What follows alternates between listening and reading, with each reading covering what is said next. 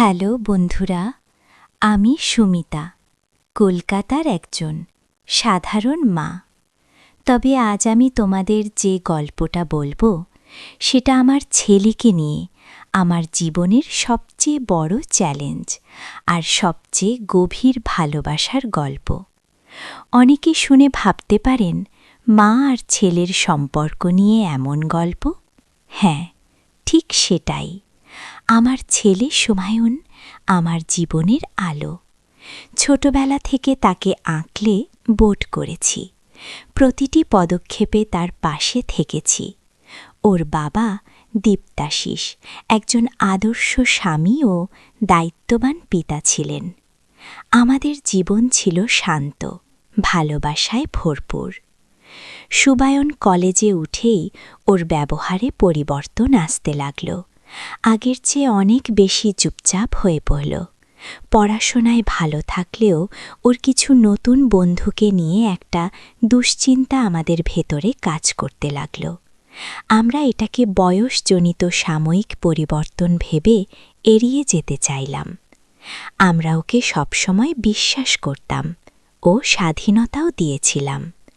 একদিন সুবায়ন ফিরে এসে জানালো, মা, একজন ভালো বন্ধুর সাথে পরিচয় হয়েছে, নাম রেমি।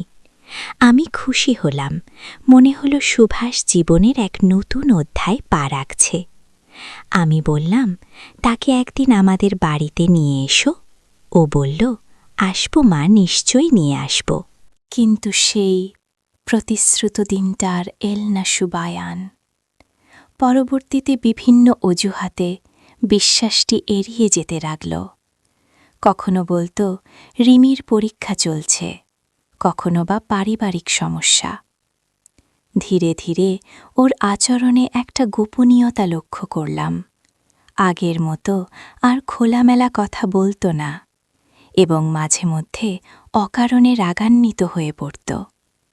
আমরা বুঝতে পারছিলাম কিছু একটা ঠিকঠাক চলছে না, কিন্তু সরাসরি মুখোমুখি হতে সাহস পাচ্ছিলাম না। ভয় ছিল ও মানসিকভাবে ভেঙে পড়বে। একদিন ওর ফোনে একটি বার্তা এলো, যা দেখে আমি চমকে উঠি। সেখানে রিমি নাম না থাকলেও একটি অপরিচিত নাম থেকে এমন কিছু কথা লেখা ছিল তা যথেষ্ট উদ্বেগের ছিল। ভাষায় অস্বস্তি তৈরি করার মতো কিছু ইঙ্গিত ছিল এবং আর্থিক কিছু লেনদেনের কথা উঠে এসেছিল। আমি দীপ্তাশিসকে কিছু না বলে নিজেই খোঁজ নেওয়া শুরু করলাম। অনুসন্ধানে যা জানলাম তা আমার হৃদয় বিদীর্ণ করে দিল।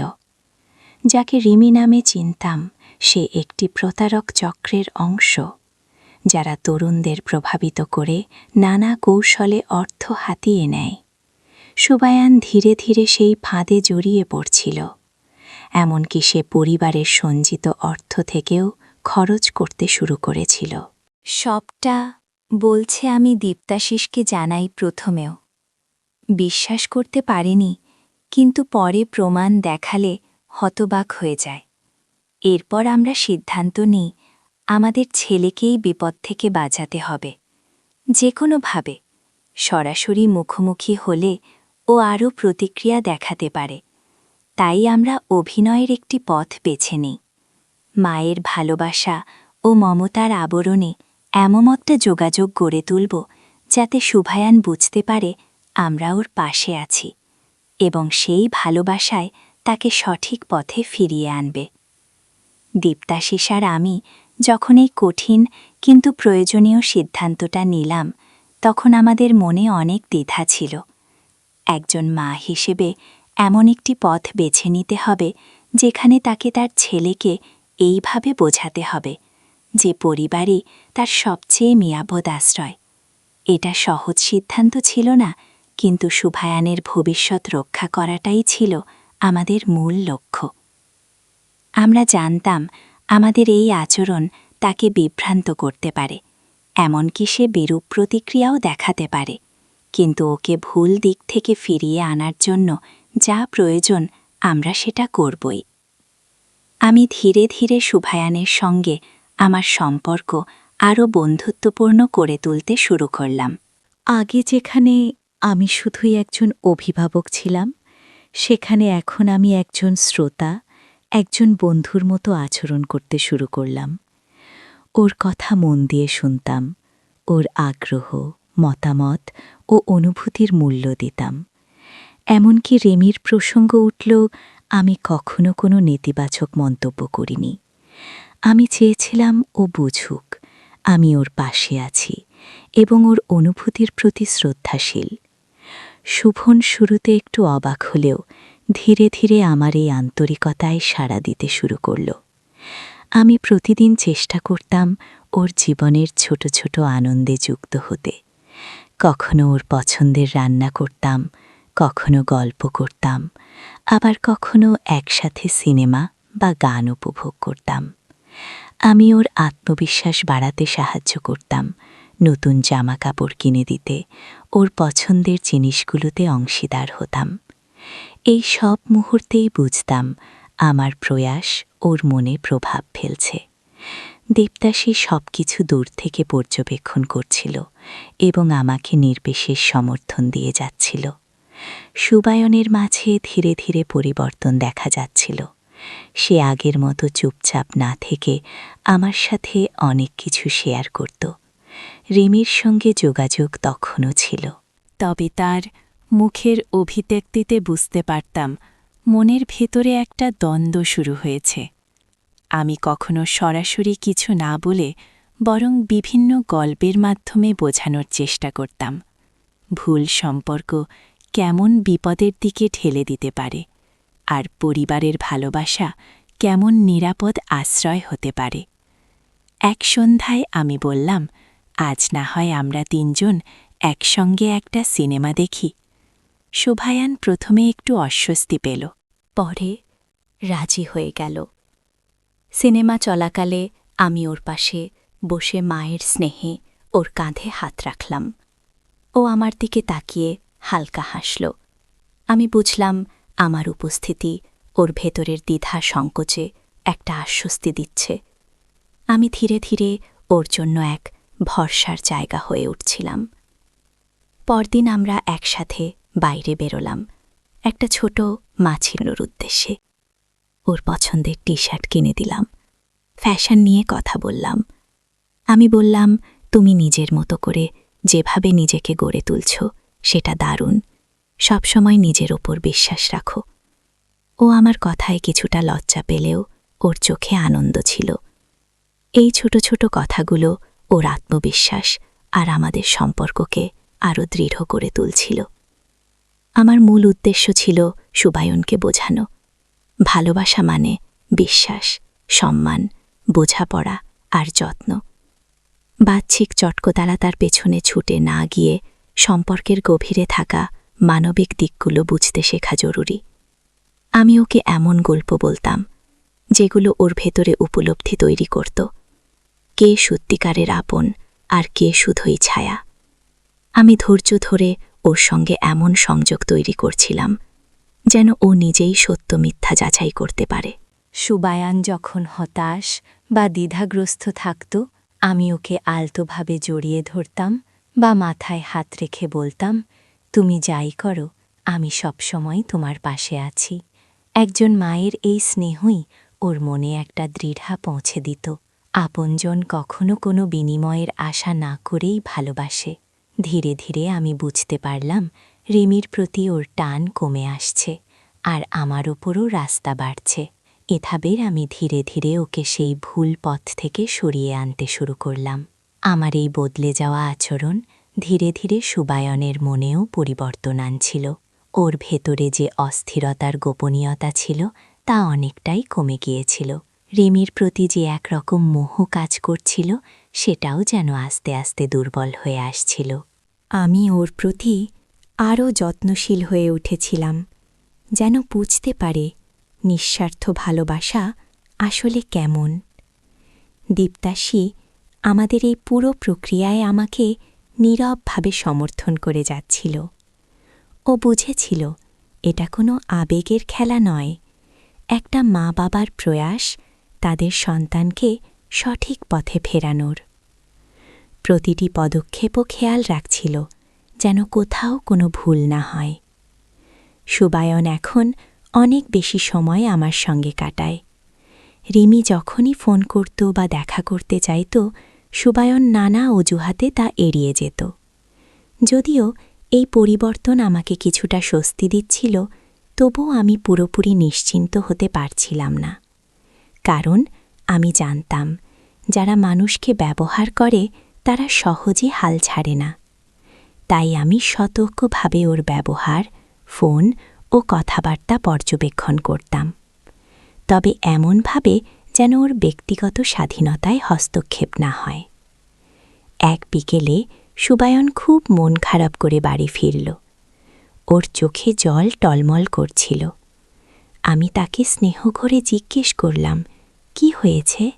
প্রথমে চুপ করে থাকলেও আমার সহানুভূতিমূলক আচরণে ও ধীরে ধীরে মন খুলে বলল, মা, রিমি আজ খুব খারাপ ব্যবহার করল, আবার টাকার কথা তুলেছে, আর আমি না বলাতে অনেক কটু কথা বলেছে। আমার ভেতরটা কেঁপে উঠল। বাইরে থেকে স্থির থেকে ওকে সাহস দিলাম। বললাম, এরকম সময় মনের জোরে সবচেয়ে বড়। আমি আছি, তুমি একা নও। ওর মাথায় হাত রেখে মনে মনে প্রতিজ্ঞা করলাম, এবার সরাসরি রিমির মুখোমুখি হওয়ার সময় এসেছে। সেই রাতেই আমি দীপ্তাশিসকে সব খুলে বললাম। রিমি যেভাবে মানসিক চাপে ফেলছে তা শুনে ও চিন্তিত হয়ে পড়ল। আমরা সিদ্ধান্ত নিলাম, এবার আমাদের সরাসরি রিমির সঙ্গে দেখা করতে হবে, তবে কৌশলে। আমরা চেয়েছিলাম এমন একটি পদক্ষেপ নিতে যাতে সুবায়নের মধ্যে আত্মসম্মানবোধ ও সত্যভ্রান্তির উপলব্ধি তৈরি হয়, কোনো রকম চাপ বা নেতিবাচক প্রতিক্রিয়া ছাড়াই। পরদিন আমি সুবায়নকে বললাম, চলো একদিন রিমির বাড়ি ঘুরে আসি। সুবায়ন একটু অবাক হলেও আমার অনুরোধে রাজি হয়ে গেল। রিমির বাড়িতে পৌঁছে দেখি আমাদের দেখে সে একটু অপ্রস্তুত হয়ে পড়েছে, কিন্তু দ্রুত নিজেকে সামলে আমি যথেষ্ট ভদ্রতা ও সৌজন্য বজায় রেখে ওর সঙ্গে কথা বললাম, খোঁজ খবর নিলাম। আমার উদ্দেশ্য ছিল ওর সঙ্গে যোগাযোগ তৈরি করা, ওর মানসিকতা বুঝে নেওয়া। আলাপচারিতার ফাঁকে আমি কিছু সূক্ষ্ম ইঙ্গিত দিলাম, যেমন আমি সুবায়নের বর্তমান জীবন সম্পর্কে অবগত, আমাদের পরিবারের আর্থিক অবস্থা আগের মতো নয়, ইত্যাদি। আমি আশা করছিলাম এতে ওর আগ্রহ কমবে। এরপর আমি কয়েকবার সৌজন্যমূলকভাবে যোগাযোগ রেখে ওর প্রতিক্রিয়া বোঝার চেষ্টা করলাম। লক্ষ্য ছিল নিজে থেকে এমন কৌশল ও পরিস্থিতি পরিচালনা করা যাতে রিমি ধীরে ধীরে সুবায়নের জীবন থেকে সরে যায়। আমার পরিকল্পনা ফল দিতে শুরু করল। রিমি বুঝতে পারছিল আগের মতো সুযোগ আর নেই। ওর আগ্রহ কমে যেতে লাগল। সুবায়নও ধীরে ধীরে অনুভব করল এই সম্পর্ক তার মনে ইতিবাচক প্রভাব ফেলছে না। একদিনও নিজে এসে বলল, মা, রিমির সঙ্গে সম্পর্কটা আর স্বাভাবিক মনে হয় না। ও শুধু দরকারে যোগাযোগ করে, মনটা খারাপ হয়ে যায়। আমি শান্তভাবে বললাম, ভালোবাসা মানে শুধু সম্পর্ক রাখা নয়, সেখানে শ্রদ্ধা, বোঝাপড়া আর আন্তরিকতা থাকা খুবই জরুরি। ওর চোখে তখন আমি ষষ্ঠীর ঝিলিক দেখলাম। মনে হলো আমার দীর্ঘদিনের ধৈর্য আর চেষ্টা অবশেষে সফল হতে চলেছে। সুবায়নের কথায় আমি আশার আলো দেখতে পেল। জানতাম আমাদের পথ এখনও শেষ হয়নি, কারণ রিমির মতো মানুষ সহজে হার মানে না। যাদের উদ্দেশ্য সুবিধা নেওয়া তারা শেষ পর্যন্ত লেগে থাকে। তাই আমি সুবায়নের জীবনে নিজের উপস্থিতি আরও জোরালো করতে শুরু করলাম, যেন সে বুঝতে পারে জীবনের সবচেয়ে মূল্যবান জিনিস হল নিঃস্বার্থ ভালোবাসা, পরিবার আর মানসিক স্থিরতা। দীপ্তাশী সবসময় আমার পাশে ছিল। ওর সহযোগিতা ছাড়া এতটা সাহস পেতাম না। আমি সুবায়নকে নানা কাজে ব্যস্ত রাখতে শুরু করলাম।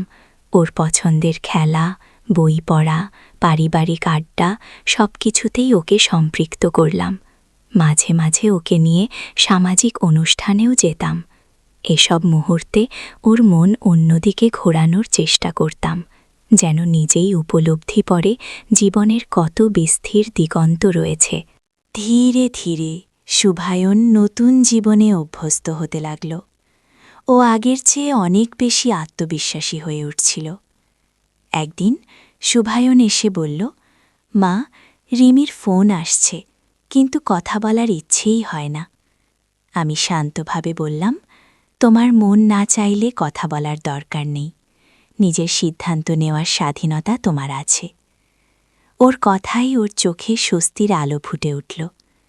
এরপর থেকেও রিমির ফোন ধরা বন্ধ করে দিল। রিমি একের পর এক ফোন ও বার্তা দিলেও শুভায়না সাড়া দিচ্ছিল না। ওর এই স্থিরতা আমাকে আরও সাহস দিয়েছিল। পরিস্থিতি আরও স্পষ্ট করতে একদিন আমি নিজেই রিমিকে ফোন করলাম। স্বয়ং দৃঢ়তা বজায় রেখে বললাম, রিমি, শুভায়না এখন নিজের ভবিষ্যৎ নিয়ে ব্যস্ত। আমি চাই না কেউ তার মনোযোগ বিঘ্নিত করুক। আমি শান্ত স্বরে কথা বললেও স্পষ্ট করে দিলাম যে ওর পরিকল্পনা চলবে না। রিমি হয়তো প্রথমে অবাক হয়েছিল, তবে আমার কথার দৃঢ়তা ওকে অনেক কিছু বুঝিয়ে দিয়েছিল। এরপর রিমির পক্ষ থেকে চাপ ধীরে ধীরে কমে গেল। সুবায়ানের মুখে প্রশান্তি ফিরে এলো। সে বুঝতে পারল রিমির সঙ্গে সম্পর্ক একতরফা এবং স্বার্থনির্ভর, যেখানে মমতা বা আন্তরিকতা ছিল না।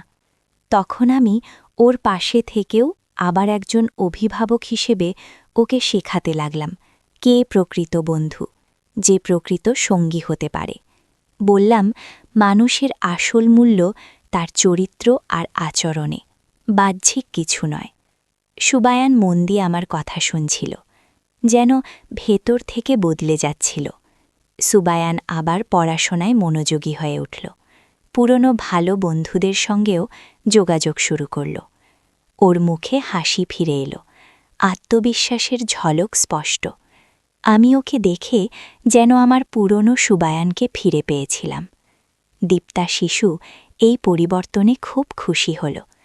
আমাদের অভিনয়ভিত্তিক কৌশল বাস্তবে ফল দিতে শুরু করেছিল, এটা স্পষ্ট হয়ে উঠল।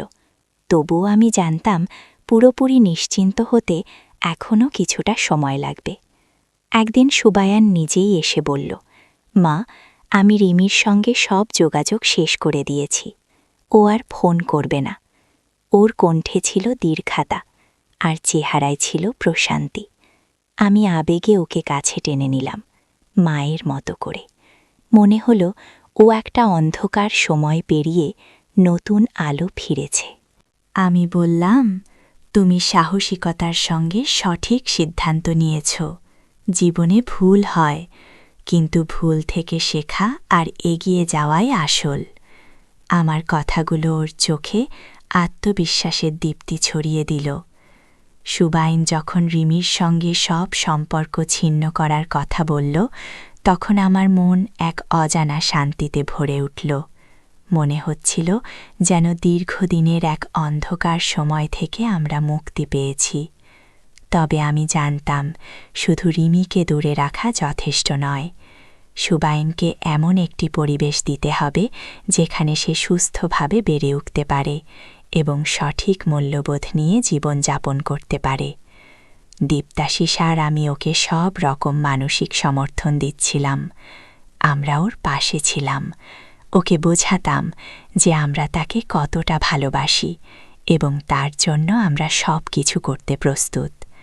সুবাইনের পরিবর্তন চোখে পড়ার মতো ছিল।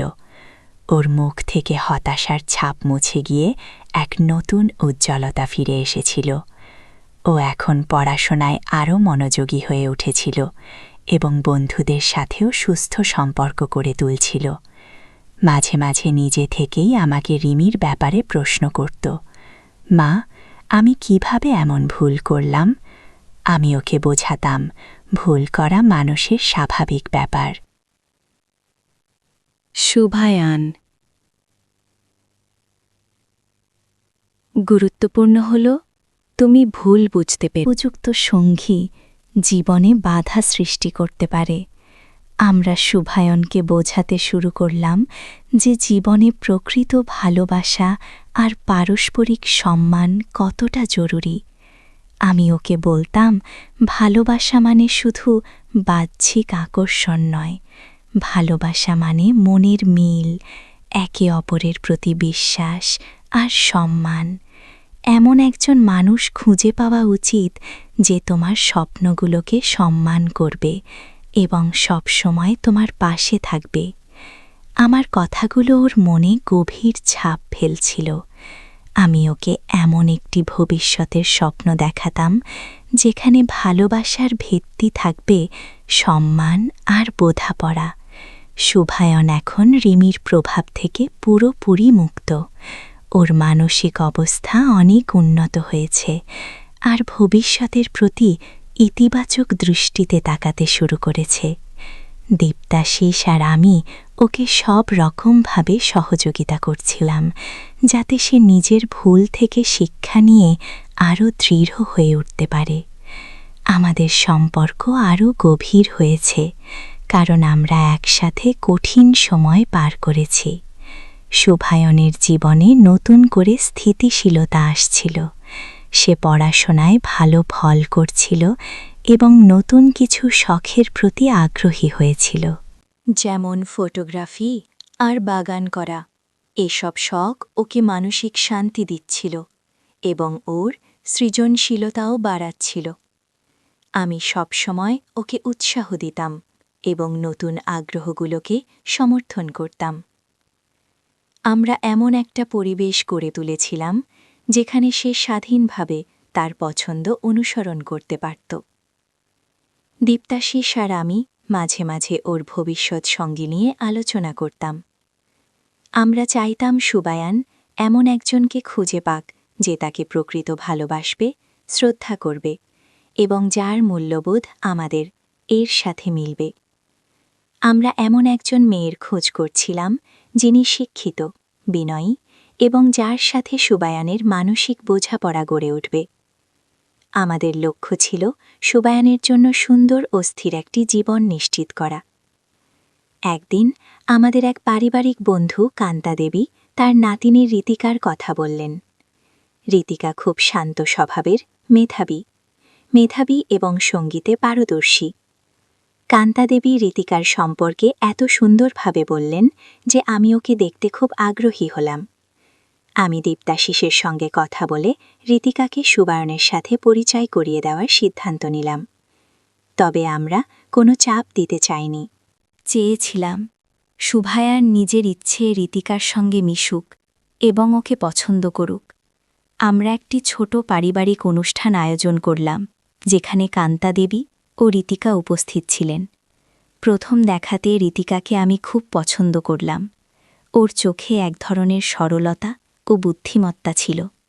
শুভায়ন ও ঋতিকাকে দেখে একটু অবাক হয়েছিল, কারণ ও এমন কোনো মেয়ে আশা করেনি। তারা দুজনেই লাজুক ছিল, তাই আমি আর দীপ্তাশিস তাদের কথা বলার সুযোগ করে দিলাম।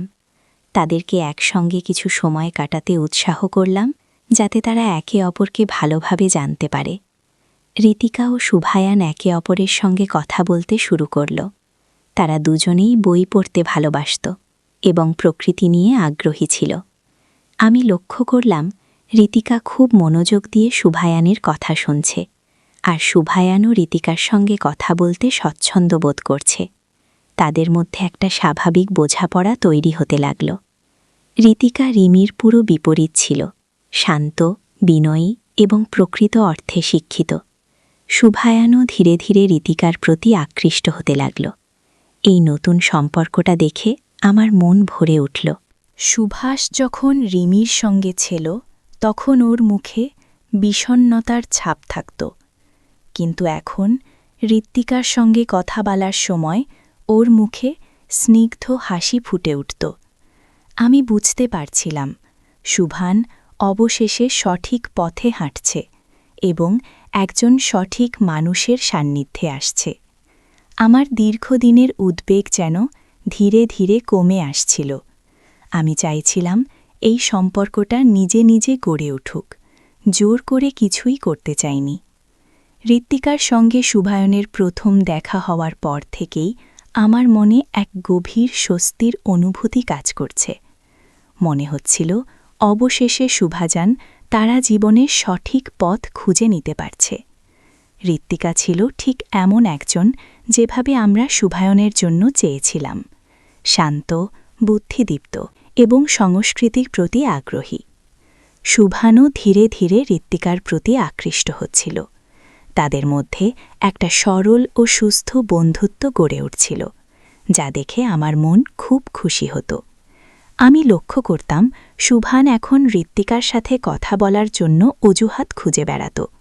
ওর মুখে অন্যরকম এক আলোর ঝিলিক থাকত যখন সে ঋত্বিকার সাথে ফোনে কথা বলত বা দেখা করত। রিমির সঙ্গে থাকার সময়ে অস্থিরতার মন খারাপ এখন আর ছিল না। সুবায়ান এখন অনেক বেশি হাসে, নিজের ভবিষ্যৎ নিয়ে কথা বলে, যা দেখে আমার এবং দীপ্তাশিসের মন আনন্দে ভরে যেত। আমরা বুঝলাম আমাদের এতদিনের পরিশ্রম সার্থক হচ্ছে। ঋতিকা মাঝে মাঝে আমাদের বাড়িতে আসত। আমি ওকে নিজের মেয়ের মতোই দেখতাম। ওর সঙ্গে বসে গল্প করতাম, নতুন নতুন রেসিপি শেখাতাম। ঋতিকাও আমার সঙ্গে খুব স্বাচ্ছন্দ্য বোধ করত। সে আমাকে নানা বিষয়ে প্রশ্ন করত, নিজের মতামত জানাত। ওর সঙ্গে মিশে আমার মনে হতো যেন হারিয়ে যাওয়া ছোটবেলাটা ফিরে। দীপ্তাশিস ও ঋতিকাকে খুব পছন্দ করত। ওর উপস্থিতি আমাদের বাড়িতে নতুন আনন্দ নিয়ে এসেছিল। সুবায়ান ও ঋতিকার সম্পর্ক ধীরে ধীরে আরও গভীর হতে লাগল। তারা একসঙ্গে বই পড়ত, সিনেমা দেখত। এমনকি ঋতিকা সুবায়ানকে সঙ্গীত ক্লাসগুলোতে নিয়ে যেত। সুবায়ান ঋতিকার কাছ থেকে নতুন অনেক কিছু শিখছিল, যার জীবনে নতুন মাত্রা যোগ করছে। যেখানে রিমির সঙ্গেও সম্পর্ক ছিল শুধুময়, বহির্মুখী আকর্ষণ ও মিথ্যের উপর ভিত্তি করে, সেখানে ঋত্বিকার সঙ্গেও সম্পর্ক গড়ে উঠছিল পারস্পরিক শ্রদ্ধা, বিশ্বাস ও আন্তরিক ভালোবাসার উপর। এক বিকেলের শুভায়ান আমার কাছে এসে একটু লাজুক স্বরে বলল, মা, আমার মনে হয় আমি ঋত্বিকাকে ভালোবাসি। ওর সঙ্গে থাকতে আমার খুব শান্তি লাগে। ওর কথা শুনে আমার চোখে আনন্দের জল ঝরে পড়ল। আমি ওকে শক্ত করে জড়িয়ে ধরলাম। একজন মা হিসাবে এর থেকে বর প্রাপ্তি আর কি হতে পারে? আমার ছেলেটা অবশেষে ভালোবাসার সঠিক অর্থটা বুঝতে পেরেছে এবং ভুল পথ থেকে সঠিক পথে ফিরে এসেছে। দীপ্তাশিস এই খবর শুনে খুব খুশি হল। আমরা দীপ্তাশিসের সঙ্গে ঋত্বিকার পরিবারের সাথে কথা বলার সিদ্ধান্ত নিলাম। তাদের সঙ্গে বসে শুভায়ান ও ঋত্বিকার বিয়ের প্রস্তাব দিলাম। ঋত্বিকার পরিবারও শুভায়ানকে পছন্দ করেছিল এবং তারা আনন্দের সঙ্গে প্রস্তাবে সম্মত হয়েছিল। বিয়ের প্রস্তুতি শুরু হল। আমাদের বাড়িতে যেন উৎসবের আমেজ ছড়িয়ে পড়ল। এতদিন ধরে যে দুশ্চিন্তা আর অনিশ্চয়তার মাঝে দিন কাটিয়েছি, তা এখন খুশিতে বদলে গিয়েছিল। শুভায়ান আর ঋতিকার বিয়ে খুব সহজ এবং আনন্দময় পরিবেশে সম্পন্ন হল। আমি দেখলাম আমার ছেলেটা ঋতিকার হাত ধরে নতুন জীবনে পা রাখছে। ওর চোখে এক ভিন্ন আনন্দ আর মানসিক শান্তি ফুটে উঠেছিল। আমি ঈশ্বরের কাছে কৃতজ্ঞতা জানালাম, যিনি আমার ছেলেকে সঠিক পথে ফিরিয়ে এনেছেন এবং ওকে একজন যোগ্য জীবনসঙ্গিনী উপহার দিয়েছেন। এই দিনটা আমার জীবনের এক নতুন অধ্যায়ের সূচনা ছিল। শুভায়ান, ঋতিকার বিয়ে ছিল আমার জীবনের এক নতুন অধ্যায়ের সূচনা। শুধু শুভায়ান নয়, আমাদের পুরো পরিবারেই যেন একটা শান্তির ছোঁয়া এসে পড়েছিল। যে সুবায়ানকে নিয়ে একসময় রাত দিন দুশ্চিন্তা করতাম, সে এখন একজন দায়িত্বশীল স্বামী এবং একজন সুখী মানুষ। ওর চোখে যে আত্মবিশ্বাস আর আনন্দ দেখতে পেতাম, তা আমার সমস্ত কষ্ট ভুলিয়ে দিত। ঋতিকা আমাদের সংসারে এসে যেন একটা পূর্ণতা নিয়ে এসেছিল। বিয়ের পর সুবায়ান আর ঋতিকার জীবন খুব সুন্দরভাবে কাটছিল। ওরা একে অপরের পাশে ছিল সব সময়। ভালোবাসা আর আন্তরিকতায় ভরা ছিল তাদের সম্পর্ক। ঋতিকা সত্যিই একজন আদর্শ জীবনসঙ্গী। তিনি ছিলেন সে সুবায়ানকে তার পড়াশোনার কেরিয়ারে অনেক উৎসাহ দিত। সুবায়ানও ঋতিকার প্রতি ছিল খুব যত্নশীল। ওরা ছোট ছোট বিষয় নিয়ে নিজেদের মধ্যে খুনছুটি করত, কিন্তু গভীর ভালোবাসার সম্মান দিয়ে একে অপরের পাশে থাকত। এই দৃশ্য দেখে দীপ্তাশিসও খুব খুশি থাকত। আমি আর দীপ্তাশিস এখন অনেকটাই চিন্তামুক্ত। আমাদের ছেলে এখন সঠিক পথে আছে, একজন যোগ্য জীবনসঙ্গিনী পেয়েছে। আমাদের এতদিনের সংগ্রাম সার্থক হয়েছে। প্রায় ওদের দুজনের দিকে তাকিয়ে ভাবতাম, রিমির মতো একজন ব্যক্তির প্রভাব থেকে সুবায়নকে বাঁচাতে গিয়ে আমরা যে কঠিন পথ বেছে নিয়েছিলাম তা হয়তো সমাজের কাছে প্রশ্নবিদ্ধ হতে পারত। কিন্তু একজন মা হিসেবে আমার কাছে সন্তানের ভবিষ্যতে সবচেয়ে গুরুত্বপূর্ণ ছিল। সুবায়ন এখন বিশ্ববিদ্যালয়ের পড়াশোনা শেষ করে একটি ভালো প্রতিষ্ঠানে চাকরি পেয়েছে। সে ঋতিকাকে নিয়ে নতুন জীবন শুরু করেছে। তাদের নিজেদের একটা ছোট সংসার হয়েছে, যেখানে শুধু ভালোবাসা আর বোঝাবটাই রাজত্ব করে। মাঝে মাঝে সুবায়ন আমার কাছে এসে বলত, মা, তোমার জন্য আমি আজ এখানে পৌঁছেছি। তুমি সেদিন আমাকে সঠিক পথ দেখিয়েছিলে, না হলে হয়তো আমার জীবনই অন্যরকম হতো। ওর মুখ থেকে কথাগুলো শুনে আমার মন ভরে উঠত। আমার গল্প এখানেই শেষ হতে চলেছে। একজন মা তার সন্তানের জন্য কতটা করতে পারে তার এক ছোট্ট উদাহরণ হল এই গল্প। সুবায়নের জীবনে রিমির নামে সেই কঠিন অধ্যায় পেরিয়ে সে এখন আলোর পথে। এই পুরো যাত্রায় সবচেয়ে গুরুত্বপূর্ণ ছিল ভালোবাসা, বিশ্বাস এবং ধৈর্য। আমি বোঝাতে চেয়েছিলাম সাময়িক আকর্ষণ বা অর্থের পেছনে ছুটে যাওয়া কতটা ঝুঁকিপূর্ণ হতে পারে এবং প্রকৃত ভালোবাসার ভিত্তি কতটা শক্ত হওয়া উচিত। বন্ধুরা, সবশেষে আমি তোমাদেরকে বলবো, জীবনের পথে চলতে গেলে অনেক সময় ভুল হয়। ভুল মানুষের সাথে সম্পর্ক গড়ে ওঠে, কিন্তু সেই ভুল থেকে বেরিয়ে আসাটাই হল আসল সাহসিকতা। একজন মায়ের ভালোবাসা সবসময় নিঃস্বার্থ এবং অপরিসীম শক্তির। এই ভালোবাসার জন্য সন্তান যে কোনো বাধা পেরিয়ে যেতে পারে। প্রকৃত ভালোবাসা মানে শুধু বাহ্যিক আকর্ষণ নয়, বরং গভীর বোঝাপড়া, সম্মান এবং পারস্পরিক বিশ্বাস। ক্ষণিকের মোহে জীবনের মূল্যবান সময় নষ্ট করা উচিত নয়। সঠিক পথে ফিরে এসে একজন যোগ্য সঙ্গীর সঙ্গে জীবন শুরু করাই প্রকৃত সুখের চাবিকাঠি। বন্ধুরা, গল্পটি যদি তোমাদের ভালো লাগে তাহলে অবশ্যই লাইক দিন, শেয়ার করুন এবং চ্যানেলটি সাবস্ক্রাইব করতে ভুলবেন না। আপনারা সবাই ভালো থাকুন, সুস্থ থাকুন। সবাইকে ধন্যবাদ।